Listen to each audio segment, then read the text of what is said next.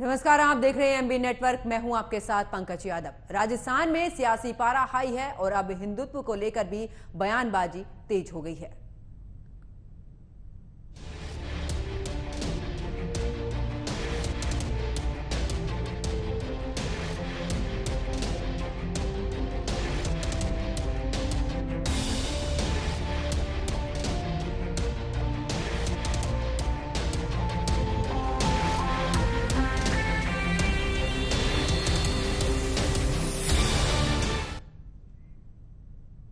हमेशा से बीजेपी पर कांग्रेस हिंदुत्व कार्ड खेलने का आरोप लगाती रही है, लेकिन अब कांग्रेस भी हिंदुत्व का खेल खेलने से पीछे नहीं है। ऐसे में राजस्थान के कैबिनेट मंत्री प्रताप सिंह खाचरियावास का भी बयान सामने आया है। प्रताप सिंह खाचरियावास ने कहा है कि हम श्री राम के वंशज हैं और इसी को लेकर अब जो सियासत है वो काफी तेज हो चुकी है। इसी पर आज खास चर्चा करेंगे, लेकिन उससे पहले रिपोर्ट देखिए।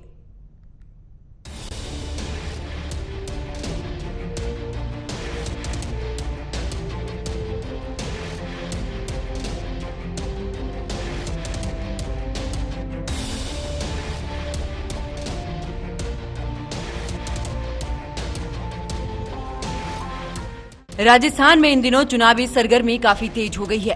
बीजेपी हो या फिर कांग्रेस, दोनों एक दूसरे पर आरोप प्रत्यारोप लगा रही हैं। हमेशा से बीजेपी पर कांग्रेस हिंदुत्व कार्ड खेलने का आरोप लगाती रही है, लेकिन अब कांग्रेस भी हिंदुत्व का खेल खेलने से पीछे नहीं है। ऐसे में राजस्थान के कैबिनेट मंत्री प्रताप सिंह खाचरियावास का भी बयान सामने आया है। प्रताप सिंह खाचरियावास ने कहा है कि हम श्री राम के वंशज हैं और हमने धर्म की रक्षा के लिए अधर्म का नाश किया है। राजस्थान में चुनाव का ऐलान होते ही दोनों ही पार्टियों में भगवान राम के नाम की लड़ाई होते दिखाई दे रही है। बीजेपी जहां अभी तक सभी चुनाव में राम और अयोध्या का जिक्र करती रही है, वहीं अब कांग्रेस भी हिंदू कार्ड खेलने से कतई नहीं कतरा रही है। राजस्थान में कैबिनेट मंत्री प्रताप सिंह भी अब इसी राह पर चल पड़े हैं। वो कई बार भाषणों और प्रेस कॉन्फ्रेंस में बोल चुके हैं कि हम भी श्री राम के वंशज हैं, जो इतिहास में दर्ज है। हम कई बार इस बात का सबूत भी दे चुके हैं। मैं तो खुद सनातनी हूँ, सनातन धर्म को मानता हूँ, खुद राम का वंशज हूँ। अभी एक बीजेपी के फर्जी नेता ने कहा कि प्रताप सिंह खाचरियावास राम के वंशज कैसे हो सकते हैं। तो तुम्हारा बाप भैरव सिंह शेखावत राम का वंशज था या नहीं, उस पर जवाब दे दो। इनके तो पिताजी थे बीजेपी, भीष्म पिता में है भैरव सिंह शेखावत। तो उस फर्जी नेता से मैं कह रहा हूँ फ्रॉड, तू बता भैरव सिंह जी नकली थे या असली थे। भैरव सिंह जी की फोटो भी आज तुम्हारे ऊपर भारी पड़ती है। निकाल डोकरे की फोटो, सिर है तो भैरव सिंह जी राम के ही तो वंशज थे, तो भैरव सिंह जी का ही तो बेटा हूं मैं। प्रताप सिंह खाचरियावास ने कहा कि कर्म के आधार पर ही वोट मांगने पड़ते हैं। आज हम काम के आधार पर ही जनता के सामने जाएंगे और वोट मांगेंगे। उन्होंने कहा कि जिस तरह से बीजेपी ईडी सीबीआई का उपयोग कर रही है, ये सब जनता जानती है। साथ ही उन्होंने कहा कि कांग्रेस में अजमेर से साध्वी आनंदी सरस्वती ने कांग्रेस का दामन थाम लिया है। साध्वी के आने से कांग्रेस अजमेर में मजबूत होगी।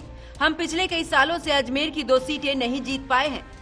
उन्होंने कहा कि साध्वी ने बीजेपी के कई ऐसे राज खोले जो बीजेपी को नंगा करती हैं। जयपुर में ईडी एक अधिकारी को एसीबी ने ट्रैप किया है और कहा है कि राजस्थान में मुख्यमंत्री भ्रष्टाचार के खिलाफ हैं।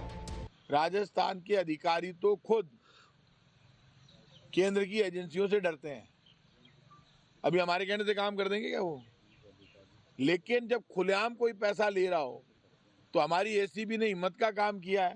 उनकी पीठ थपथपानी चाहिए कि उनके पास शिकायत आई तो उनको इस वक्त आचार संहिता में कोई हमसे आदेश लेने की जरूरत नहीं। पहले अब जिस तरह से प्रताप सिंह खाचरियावास का बयान सामने आया है, तो वैसे में सवाल ये उठता है कि आखिरकार जिस तरह से बीजेपी का हिंदुत्व कार्ड खेलने का आरोप कांग्रेस लगाती रही है, तो वहीं अब कांग्रेस के मंत्री भी खुद को श्री राम का वंशज बता रहे हैं। तो क्या अब कांग्रेस बीजेपी की राह पर चल पड़ी है? एमबी नेटवर्क के लिए राजस्थान से मनोज शर्मा और नोएडा डेस्क की रिपोर्ट।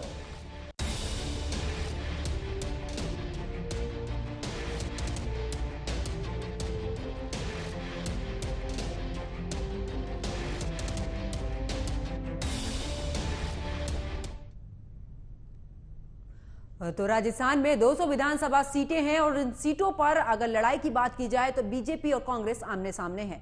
बीजेपी जहां पर हिंदुत्व कार्ड खेलने के लिए हमेशा से जानी जाती है, क्योंकि कांग्रेस ने हमेशा से आरोप लगाया है कि इस दौरान बीजेपी जहां भी जाती है वो भगवान श्री राम का सहारा लेती है। लेकिन ऐसे में अब जिस तरीके से राजस्थान के कैबिनेट मंत्री प्रताप सिंह का बयान सामने आया है, ऐसा लग रहा है कि अब कहीं ना कहीं धीरे धीरे जो कांग्रेस है वो भी बीजेपी की राह पर चल रही, जहां पर आरोप लगाती थी। अब ऐसे में खुद कैबिनेट मंत्री ने खुद को श्री राम का वंशज बताया है और ऐसे तमाम तरीके के जो बयान है वो सामने आ रहे हैं। इसी को लेकर जो है राजस्थान में सियासत भी काफी गर्मा चुकी है। तो राजस्थान की अगर बात करें तो राजस्थान में इन दिनों जो चुनावी सरगर्मी है वो काफी तेज है। बीजेपी हो या फिर कांग्रेस, दोनों एक दूसरे पर आरोप प्रत्यारोप लगा रही हैं।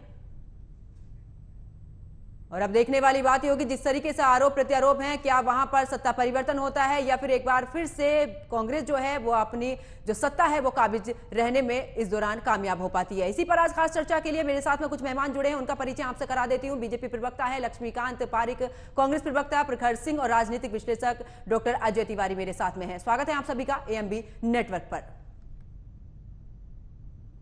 चर्चा की शुरुआत कांग्रेस के साथ में ही करूंगी। जिस तरीके से प्रखर जी हमेशा से बीजेपी पर आरोप लगाती आई है कांग्रेस, और देखा भी है कई बयान ऐसे सामने आए हैं, चाहे केंद्र की राजनीति हो या राज्यों की राजनीति हो, कि भगवान श्री राम का सहारा लेते हैं। लेकिन अब तो धीरे धीरे जो कांग्रेस है वो भी बीजेपी की राह पर चल रही है। क्या भगवान श्री राम के वंशज बता रहे हैं प्रताप सिंह खुद को?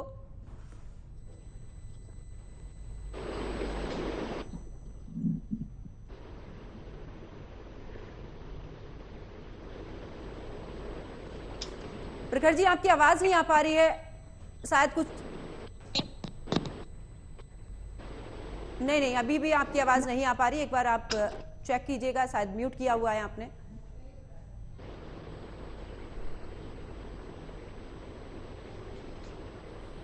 ठीक है प्रखर जी, आपके पास में वापस लौटूंगी मैं। डॉक्टर अजय तिवारी जी, आज जिस तरीके से राजस्थान की राजनीति की बात करें तो जो पहले भी इस पर जिक्र हुआ था कि जातिवाद को लेकर, और अब जो है बयान भी सामने आने लगे हैं, जहां एक तरफ बीजेपी पर आरोप लगाती थी कांग्रेस, अब कांग्रेस भी धीरे धीरे श्री राम का सहारा लेना शुरू कर दिया है। हमेशा की तरह आपके चैनल के माध्यम से आपके दर्शकों को सादर प्रणाम करता हूं और भारत देश की जनता को कहता हूं कि मैं तो सबका वंशज हूं। चाहे वो भगवान परशुराम हो, चाहे वो राम हो, चाहे सुभाष चंद्र बोस हो, और चाहे शास्त्री जी हो या डॉक्टर राजेंद्र प्रसाद हो। भारत देश का प्रत्येक व्यक्ति अपने व्यक्तित्व से जाना जाता है प्रखर जी। और आज सुभाष चंद्र बोस या शास्त्री जी के परिवार को देख लीजिए, जिस व्यक्ति का व्यक्तित्व नहीं होगा वो किसी का वंशज चिल्ला ले, वो वंशज कहने से नहीं होता है। आज कांग्रेस चिल्ला रही है कि हम राम के वंशज हैं। क्या हो गया इस देश को? या देश में रामचंद्र, भगवान रामचंद्र, सुभाष चंद्र बोस, शास्त्री जी, गांधी जी, डॉक्टर राजेंद्र प्रसाद, ये प्रत्येक व्यक्ति के दिलों में बसे हैं, प्रत्येक व्यक्ति के हृदय में बसे हैं। और आप कहते हैं कि मैं उनका वंशज हूं। ठीक है, आप उनके वंशज होइए, तो क्या उनके वंशज होने का फर्ज निभा रहे हैं आप? इस देश को बाहुल्य के क्षेत्र में बांटा जा रहा है। आज जिस व्यक्ति की चर्चा हो रही है उसके नाम पे चुनाव जीतने का काम किया जा रहा है। यानी कांग्रेस भी राम की वंशज हो गई और भाजपा भी राम की वंशज हो गई। मैं जानना चाहता हूं, क्या रावण देश का बुरा था? वह भी तो एक ब्राह्मण था और उसके अहंकार को मारा गया था। किस बात का अहंकार इन लोगों को हो गया है, इस बात को सोचना होगा। और जिस व्यक्ति के अंदर ये अहंकार हो गया है कि मैं राम का वंशज हूं और चुनाव जीत जाऊंगा, तो यही जनता उनके अहंकार को तोड़ देगी, चाहे वो कांग्रेस हो चाहे बीजेपी हो। मुझे तो शर्म आती है कि इस देश में लोगों को बताया गया कि देश की जनसंख्या को कम करने के लिए हम दो हमारे दो चाहिए। हम दो हमारे दो चाहने में कई लोगों ने देश का साथ दिया। और आज जाति जनगणना में आप पंकज जी, कमाल हो गया। जाति जनगणना में एक राजपूत की जनसंख्या 2.86 हो गई, एक ब्राह्मण की जनसंख्या 3.86 हो गई, और यादव और ओबीसी की जनसंख्या 14% हो गई। इस पर बिहार चिल्ला रहा है कि जिसकी जनसंख्या ज्यादा होगी हम उसको पूरी सुविधा देंगे। यानी इसका मतलब है इस देश में बाहुल्य की लड़ाई होने वाली है। और बाहुल्य की लड़ाई का मतलब है हिंदू बाहुल्य, मुस्लिम बाहुल्य, ब्राह्मण बाहुल्य, ठाकुर बाहुल्य।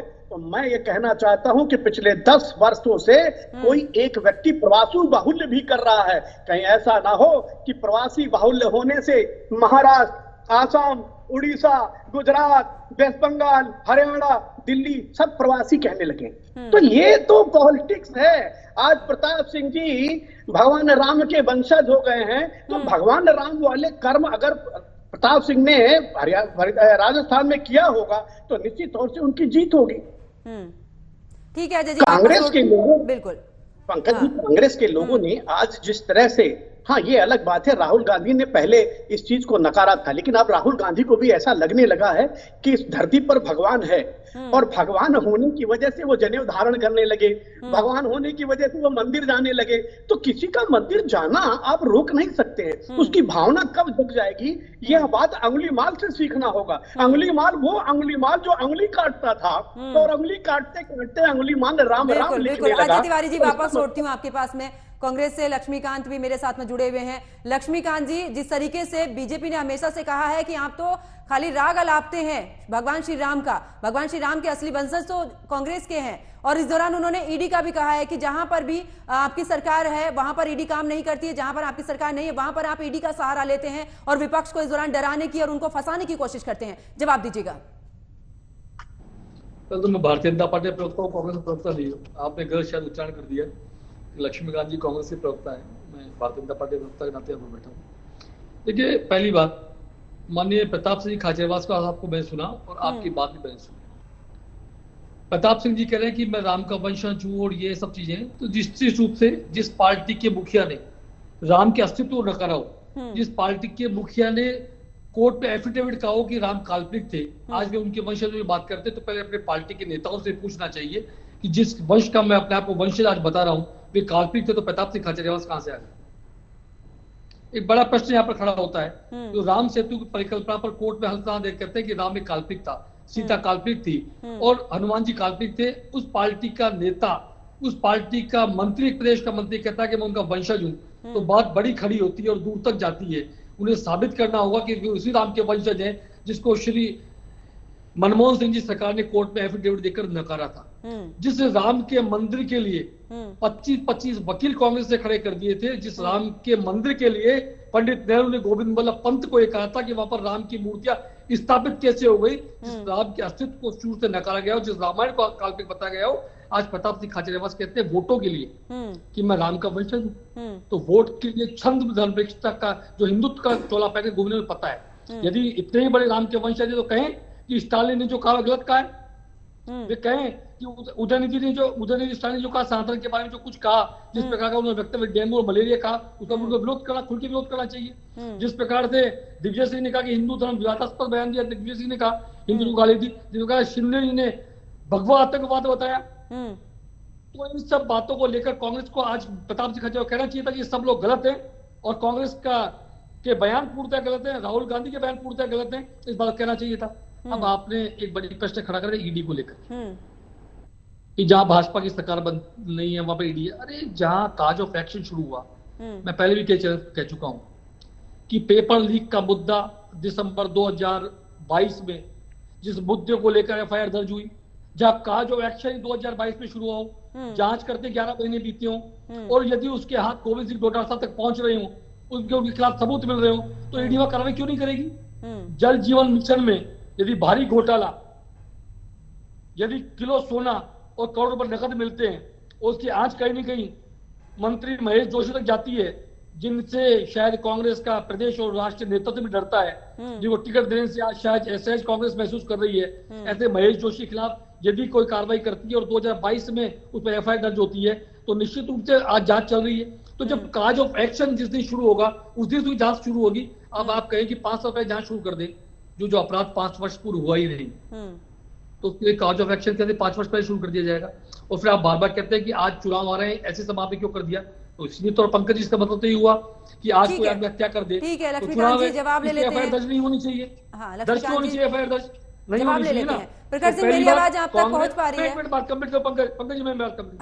कांग्रेस के लोग पूर्णतः सनातन और हिंदुत्व के विरोधी है। प्रताप सिंह खाचरियावास का बयान सीधे तौर पर सिर्फ और सिर्फ वोट बैंक को लुभाने का प्रयास मात्र है।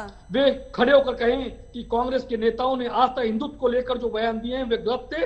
राम मंदिर की अवधारणा को लेकर जितने दिए गए कांग्रेस के बयान में सब नेता गलत थे। मैं मानूंगा प्रताप सिंह खाचरियावास मन की बात कर रहे हैं, ठीक है, लेकिन आज जवाब ले लेते हैं। माननीय भैरव सिंह को लेकर भी लोग टिप्पणियां की है, उन्होंने उनको डोकरा तक कहा है। मैं समझता हूँ जिस प्रकार के वक्तव्य माननीय भैरव सिंह की शिकायत को लेकर प्रताप सिंह ने दिए वे निंदनीय है। ठीक है, जवाब ले लेते हैं। प्रखर जी, जिस तरीके से राम मंदिर को लेकर याचिकाएं दायर होती हैं और उस दौरान काल्पनिक राम को बताया जाता है, और अब क्या वोट बैंक के लिए ही ये राजनीति के खुद को राम का वंशज बताया जा रहा है? आरोप सीधे तौर पर बीजेपी का आप पर।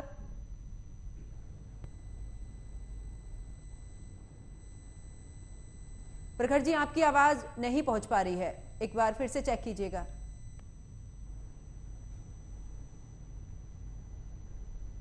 पीसीआर एक बार चेक कीजिएगा प्रखर जी की आवाज को। ठीक है प्रखर जी, मैं वापस लौटती हूं आपके पास में। लेकिन लक्ष्मीकांत जी, जिस तरीके से और भी बयान सामने आए हैं, उन्होंने कहा है कि खुद मुख्यमंत्री योगी आदित्यनाथ वहां पर गए थे, कहा था कि इस बार हनुमान जी की गदा चलेगी। ऐसा तो कर्नाटक में भी चली थी, वहां पर बीजेपी हार चुकी थी। देखिए, हार और जीत ये एक सिक्के के दो पहलू है। निश्चित रूप से कर्नाटक की हार हुई है, इसमें कोई अतिशयोक्ति नहीं है, लेकिन उस हार के बाद कांग्रेस ने कहीं भी ईवीएम पर प्रश्न खड़ा नहीं किया, क्योंकि कांग्रेस वहां पर जीती थी। मैं एक बता देता हूँ, कांग्रेस का विश्वास हिंदुस्तान की संवैधानिक संस्थाओं से पूर्णतः खत्म है। वे जब चुनाव हारते हैं तो कहते हैं ईवीएम मशीन गलत है। जब चुनाव के समय कहीं ईडी या ईडीएफ बड़ी कार्रवाई करते हैं तो उस पर प्रश्न खड़ा करते हैं। कभी कभी तो माननीय गहलोत जी ने तो अब तक कोर्ट पर भी आरोप प्रत्यारोप तो शुरू कर दिया है, तो मैं समझ बीच में शुरू कर दिया था, बाद में माफी मांग ली। तो कांग्रेस का न तो विश्वास यहाँ की संवैधानिक संस्थाओं पर है, न कांग्रेस का विश्वास यहाँ की जनता पर है। चुनाव हारो तो ईवीएम पर प्रश्न खड़ा कर दो, यदि चोरी करो तो यदि कोई ईडी या इनकम टैक्स में कार्रवाई करे तो उन पर प्रश्न खड़ा कर दो। तो इस प्रकार का कांग्रेस का करते रहे लगातार। लेकिन लक्ष्मीकांत जी, कांग्रेस का ये भी तो कहना है ना कि आप भी तो श्री राम पर राजनीति करते हैं, आप स्थानीय मुद्दों को लेकर नहीं आते हैं, जहां देखो हिंदुत्व कार्ड आप खेलते हैं। भारतीय जनता पार्टी जब से बनी 1980 से, तब से हमारे एजेंडे में राम मंदिर था, आज भी है। हम कभी राम के अस्तित्व को नहीं नकारते, राम मंदिर को नहीं नकारते। हमने कहा है कि राम का जन्म अयोध्या में हुआ था, राम का भव्य मंदिर वहां पर बनना चाहिए, उसको बनाने के लिए आज हिंदुस्तानी जनता अग्रसर है। तो मैं समझता हूं कि हमने कभी भी राम के नाम पे राजनीति नहीं की, राम की सच्चाई रखी है। हमारे हृदय में राम बसता है, हर चुनाव में राम था, हर समय राम था, चुनाव हो या नहीं हो, हम हमेशा राम के साथ खड़े दिखते हैं, राम हमारे साथ खड़े दिखते हैं। तो निश्चित रूप से राम के, चाहे राम का मामला हो, चाहे 370 हो, ये भारतीय जनता पार्टी के 1980 के अंदर जब भारतीय जनता पार्टी की स्थापना हुई तब से लेकर आज तक हमारे एजेंडे में है।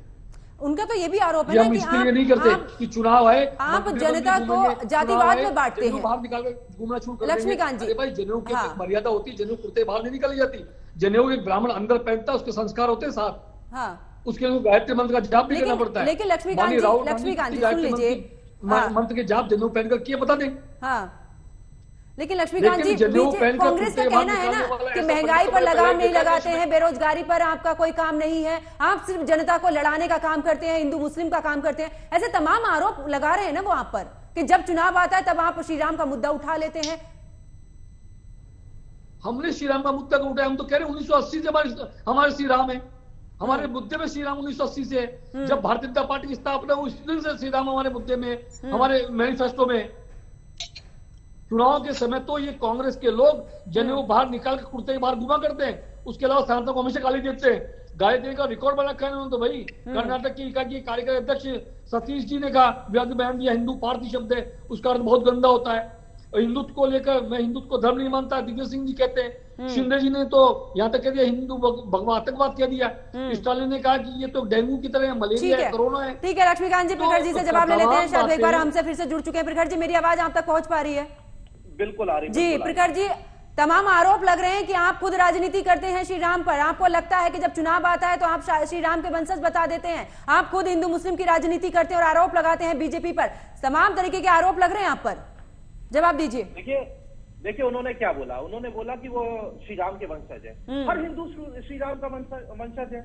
और देखिए बीजेपी के लोग डरे हुए हैं, उनको मालूम है उनकी सरकार जा रही है, हमारी जो 7 गारंटी योजना है उनसे डरे हुए हैं। हम 500 रुपए का सिलेंडर राजस्थान में दे रहे हैं। अगर बीजेपी की मंशा होती और वो चुनावी जो राज्य है उनमें घोषणा करती है कि हम 500 रुपए का देंगे, अरे ऑलरेडी जिन स्टेट में बीजेपी की सरकार है उसमें क्यों नहीं दे देती 500 रुपए का सिलेंडर।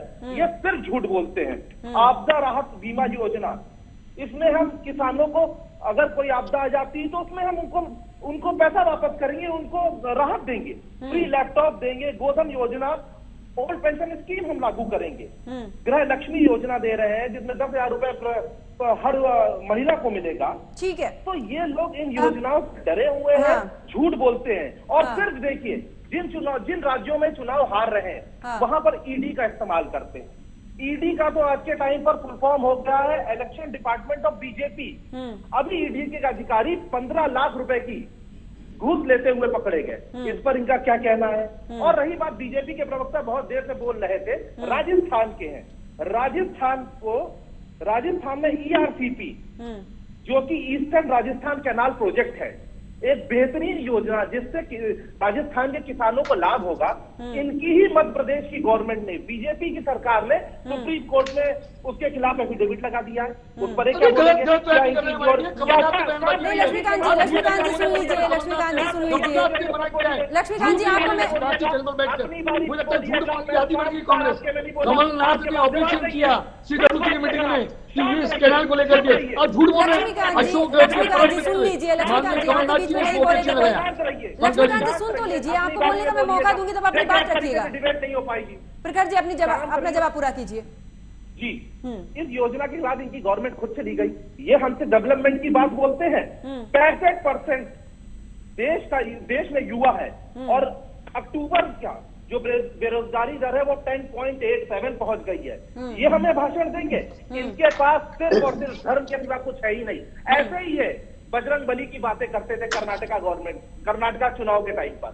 बजरंग बली ने इनको सबक सिखाया, इनको गदा मारा और ये सरकार से बाहर हो गए। लेकिन प्रखर जी, हाँ ठीक है, लेकिन प्रखर जी सुनिए, इनकी नेता वसुंधरा राजे, ठीक है प्रखर जी, आज श्री राम के वंशज बताए जा रहे हैं। उदयनिधि स्टालिन ने जो बयान दिया था, सनातन को लेकर बयान दिया था कि सनातन का उन्मूलन होना चाहिए। उन्मूलन का मतलब आप जानते हैं ना, तो क्या उस समय पर नहीं उस समय पर इस तरीके से आपकी तरफ से बयान आता तो शायद ये बिल्कुल समझ में आता कि आप बिल्कुल श्री राम के साथ में, लेकिन यहाँ तो राजनीति से शुरू हो गई ना।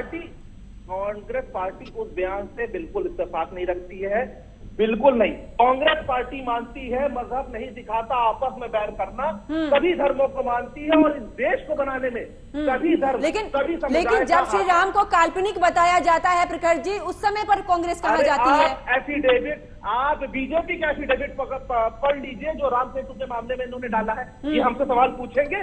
झूठे लोग हैं, सिर्फ और सिर्फ झूठ बोलते हैं। सरकार इनकी राजस्थान में नहीं बन रही है, ये सबूत है ईडी की कार्रवाइयों का। अरे इनकी नेता वसुंधरा राजे जी ने आज थोड़ी देर पहले एक बयान दिया है कि शायद वो राजनीतिक संन्यास ले लें। अब उसके कारण दो सकते हैं, एक तो बीजेपी का पीस सेंटर तुमको नहीं पूछ रहा, उनको मालूम है सरकार नहीं बन रही है। अगले 5 साल बाद वो राजनीति में उनको बीजेपी का नेतृत्व रहने नहीं देगा। तो ये लोग पहले से जानते सरकार नहीं बन रही है, सिर्फ और सिर्फ उलझुल बातें करते हैं और ये जा रहे हैं। हमारी 500 रुपए का सिलेंडर ये अपने राज्यों में क्यों नहीं दे देते? इतना ही मन है तो 500 रुपए का सिलेंडर जहां पर बीजेपी और उत्तर प्रदेश में क्यों नहीं देते रहे? ठीक है, ज्यादा सीधे उत्तर प्रदेश में दिए। ठीक है प्रखर जी, आपके पास मैं वापस लौटूंगी। लक्ष्मीकांत जी आपसे जवाब लूंगी, लेकिन उससे पहले अजय तिवारी जी, क्या अब स्थानीय मुद्दे नहीं बचे हैं? राजस्थान में इतने स्थानीय मुद्दे हैं, हर रोज हम उस पर चर्चा करते हैं, लेकिन अब क्या भगवान का सहारा लेकर ही चुनाव जीता जाएगा क्या? पंकज जी, कितनी अच्छी बात है। प्रखर जी ने भी एक ही बात कही है और लक्ष्मीकांत जी ने भी एक ही बात कही है। अब इस देश की जितनी भी राजनीतिक पार्टियां हैं, हॉस्पिटल की जगह गैस, स्कूल की जगह बिजली योजना और किसानों की जगह भ्रष्टाचार और रोजगार की जगह लैपटॉप बांटने का काम करेगी। कमाल हो गया इस देश के नेताओं को। विकास के मुद्दे से इस कदर भटक गए हैं कि अब हिंदू, मुस्लिम, भगवान राम, भगवान हनुमान, अल्लाह ताला अब यही रह गया।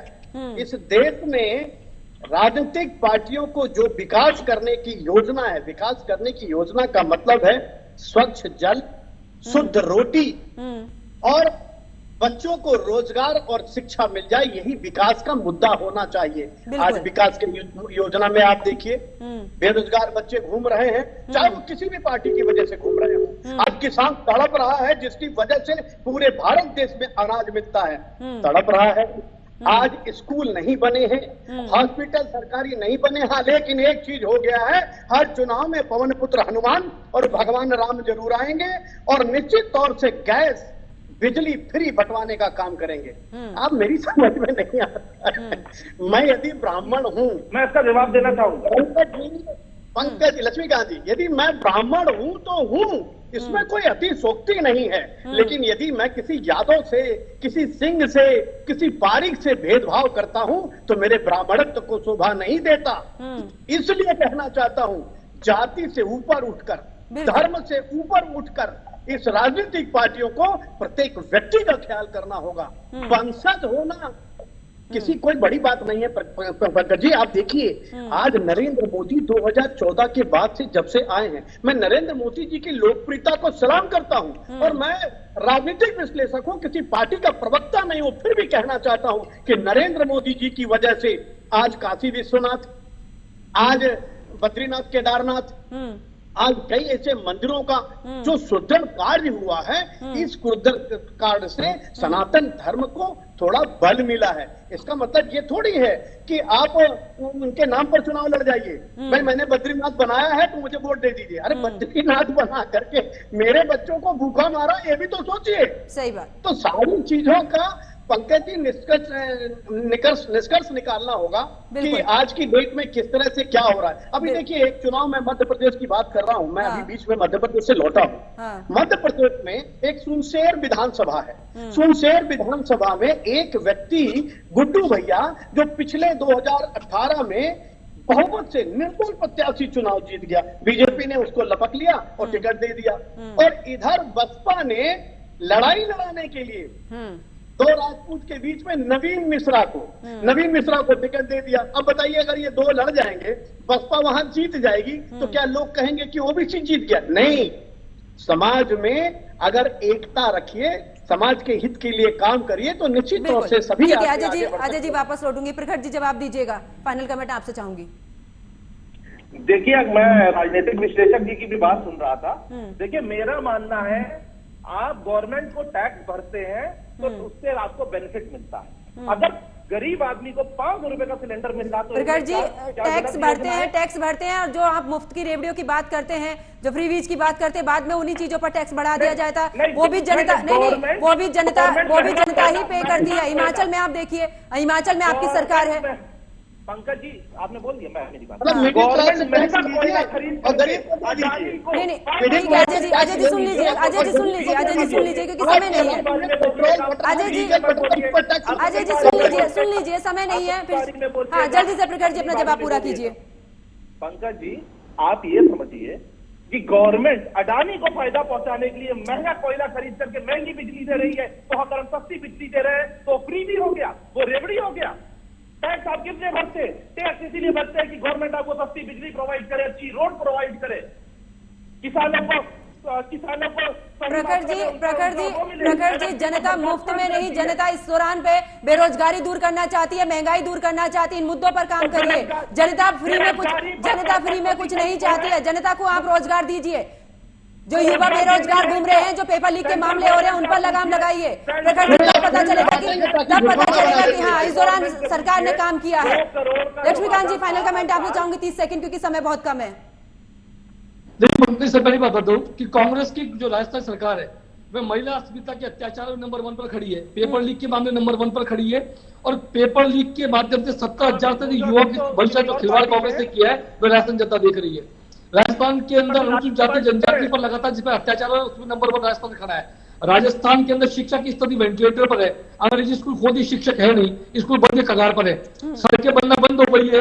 लगभग भारतीय जनता पार्टी की वसुंधरा समय समय कम चलते, मुझे चर्चा को यहीं पर ही रोकना पड़ेगा। आप तीनों मेहमान मेरे साथ में जुड़े, आप तीनों का बहुत बहुत शुक्रिया। लेकिन राजस्थान की अगर बात करें तो इस दौरान जो सियासत है वो पूरे चरम पर है, क्योंकि जिस तरीके से स्थानीय मुद्दों को लेकर दोनों ही पार्टियां जनता के बीच जाना चाहती हैं और जनता को लुभाने की पूरी कोशिश करती हैं। लेकिन अब ये जो स्थिति है बदलती जा रही है। जिस तरीके से भगवान श्री राम के मुद्दे को लेकर जहां बीजेपी पर आरोप लगता था कि वो हिंदुत्व कार्ड खेलती है, वहीं अब कांग्रेस भी इस राह पर चलती नजर आ रही है। लेकिन क्या आप जनता के मुद्दे बीच में नहीं रहे हैं? क्या आप जातिवाद या धर्म के नाम पर ही ये चुनाव लड़ा जाएगा?